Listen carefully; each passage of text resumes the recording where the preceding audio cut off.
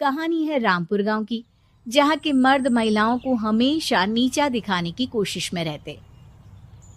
अरे अभी तक खाना नहीं आया क्या? मुझे एक और शादी करने की जरूरत है। नहीं जी नहीं, ऐसा मत करना, वरना मैं कहाँ जाऊंगी। खाना लेकर मैं अभी आई जी। गांव की पंचायत में भी फैसले हमेशा औरतों के खिलाफ ही रहते। मैं जो फैसला सुनाता हूँ वो भगवान की आज्ञा होती है। इस लड़के ने अपने मन से शादी करके अच्छा नहीं किया। लड़के को घर भेज दो और इसकी शादी इसकी जाति की किसी लड़के से करवा दो। लेकिन ये लड़की, इसे तो गांव के बाहर निकाल दो। नहीं नहीं जमींदार साहब, ये क्या बोल रहे हैं? ऐसा नहीं हो सकता। मेरी बेटी मासूम है, इसे अच्छे बुरे की समझ नहीं है। अरे कहाँ जाएगी ये बेचारी? कहाँ जाएगी? इतनी चिंता है तो पूरे परिवार का गांव निकाला कर देते हैं।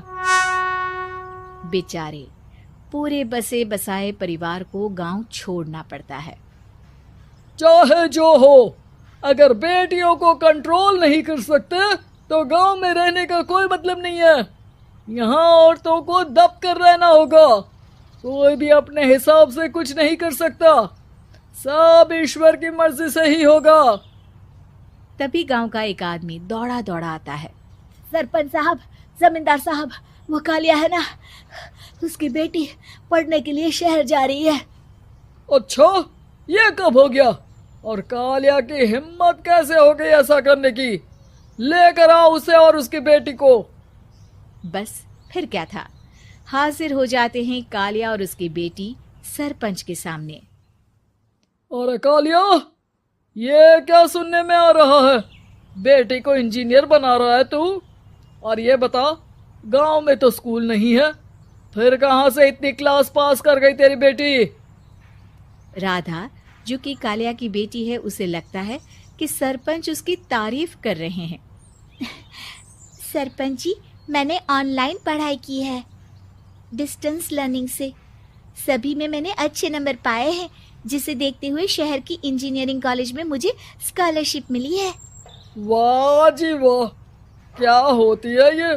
पहले तो ये बताओ, फिर आगे की बात करते हैं। पूरा गांव राधा की बात सुन रहा था और राधा बोलती जा रही थी। तो ऐसे मैं फ्री में एक अच्छी शिक्षा लेकर गांव में जो कुछ परेशानियां हैं, जैसे बिजली, पानी और इंटरनेट जैसी समस्याओं के लिए काम करूंगी। मैं गांव को शहर से जोड़ने के लिए पुल का निर्माण करवाने का प्रस्ताव रखूंगी। मुझे पूरी उम्मीद है कि जल्द ही हमारा गांव भी तरक्की की राह पर चल पड़ेगा। राधा की बात सुनकर सारे गांव वाले ताली बजाने लगते हैं। सरपंच को समझ नहीं आता कि वो क्या करे। चुप रह नादान लड़की, गांव के खिलाफ जाने के लिए तुझे गांव से बेदखल कर दिया जाएगा, वो भी पूरे परिवार के साथ। और हाँ, अगर ठीक से गांव में रहना चाहती है तो ये पढ़ाई लिखाई छोड़ दे।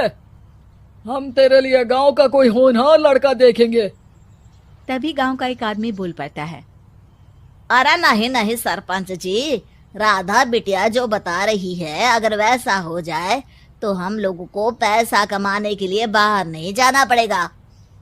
हाँ जी, और ना ही कोसों दूर पानी के लिए भटकना पड़ेगा।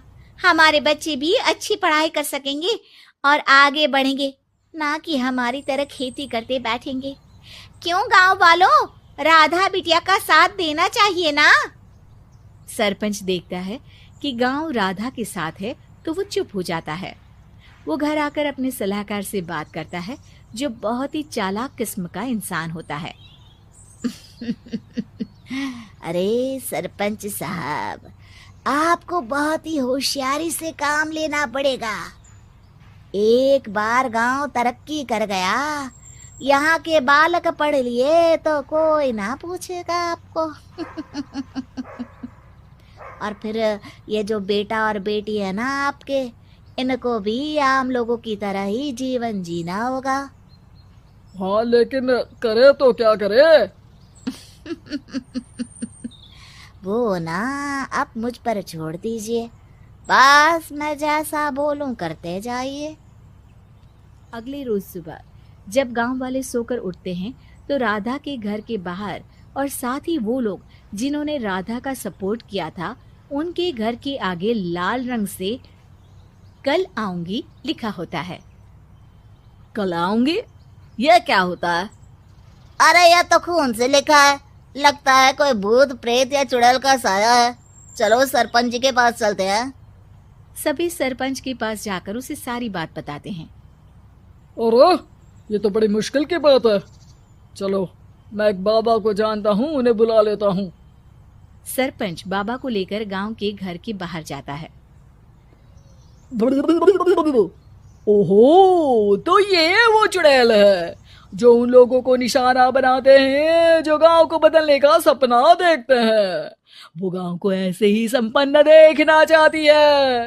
वो नहीं चाहती कि कोई बाहरी यहाँ का कायाकल्प करे। क्या तुम लोगों में से किसी ने गांव को बदलने की सोच रखी है?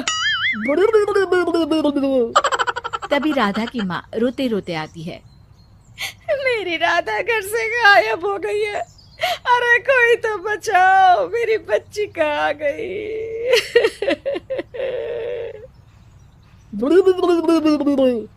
ले गई वो चुड़ैल, तेरी बच्ची को ले गई। अब वो उसे श्रापित करके छोड़ेगी, उस पर चुड़ैल का साया हो जाएगा। तभी बुरी सी हालत में राधा भी वहां आ जाती है। उसके बाल चुड़ैल की तरह फैले होते हैं और कपड़ों में खून लगा होता है। सभी राधा को देखकर डर जाते हैं। माँ, पता नहीं मुझे कौन उठा कर ले गया था। अरे दूर दूर हो जा चुड़ैल, अब हम लोग इस गांव में नहीं रुकेंगे। अरे कैसे बातें कर रहे हैं आप? कल तो आप मेरे भरोसे गांव का हुलिया बदलने, अपने बच्चों को पढ़ाने और तरक्की उन्नति की बात कर रहे थे, तो आज क्या हो गया आपको? ये फिर तुम लोगों को बहकाएगी। ये चुड़ैल गांव में आ चुकी है, ऐसे ही ये तुम्हारे घर के बच्चों को भी ले जाएगी। गांव वाले राधा को गांव से बाहर निकाल देते हैं। उसके माँ बाप रोते रहते हैं, लेकिन गांव वाले नहीं मानते। मैं भी अपनी बहन के साथ गांव के बाहर रहूंगा, लेकिन वो पढ़ाई नहीं छोड़ेगी। वहीं सरपंच के घर पर सलाहकार कहता है। देखा, सांप भी मर गया और लाठी भी नहीं टूटी। लेकिन अगले ही दिन सरपंच के घर के बाहर भी वही शब्द लिखे होते हैं। और फिर सरपंच की बीवी कहती है, हमारी बेटी को किसी ने अगवा कर लिया है।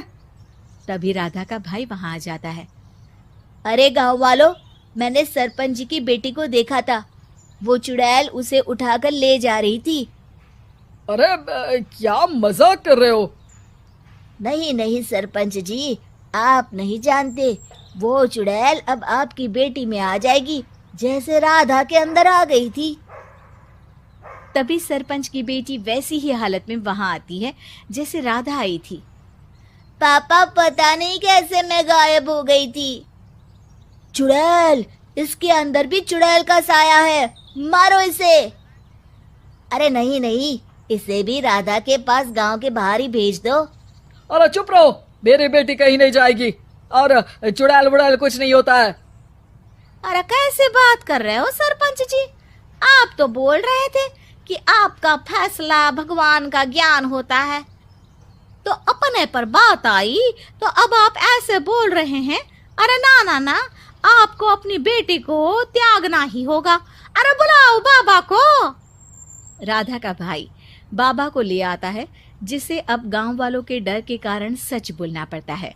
मैं कोई बाबा नहीं हूँ, मैं तो मोची था। ये सलाहकार महोदय ने मुझे कहा था एक्टिंग करने को। अब वो मुझे पैसे देने वाले हैं। अब मुझे माफ कर दो। गलती हो गई, मुझे माफ कर दो। तभी वहां राधा आ जाती है। देखा सरपंच जी, जब गांव के बच्चे साक्षर होंगे तो आप जैसे लोगों की चालाकी नहीं चलेगी।